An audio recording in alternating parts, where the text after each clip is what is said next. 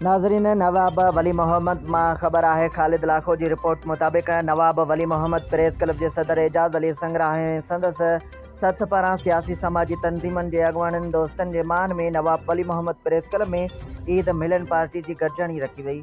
तक़रीब में SDP अॻुवान ॾाढो उस्मान बुघियो। नवाब Wali Mohammad press club जो अॻूणो सदर ज़फ़र अली चांडियो, सयाफ़ सिंध जो सदर आकाश लाखो, एडवोकेट साजिद अली कल्हड़ो, आबादगार अॻवान इमरान अली उन्नड़, जसकम अॻवान गुलाम शबीर संगराह, STP अॻवान Khadim Hussain Sangrah, doctor Nadeem Sangrah, Ali Raza Kaliar, Abdul Ghafoor Sangrah, Sardar Rahu Shoaib Mallah. Nawab Wali Mohammad press club जो नायब सदर Qadir Bakhsh Khorkhani, general secretary Lala Khalid Otho, joint secretary doctor Yar Mohammad Kambo, खजानची Manwar Ali Kaloi, press club secretary Shabbir Otho, office secretary Khalid Lakho शिरकत कई। ईद मिलन पार्टी में काफ़ी कराइती कचहरी ते नवाब वली मोहम्मद प्रेस क्लब जे समूरे सत पारां आयल सभिनी दोस्तनि जो शुक्रिया अदा कयो।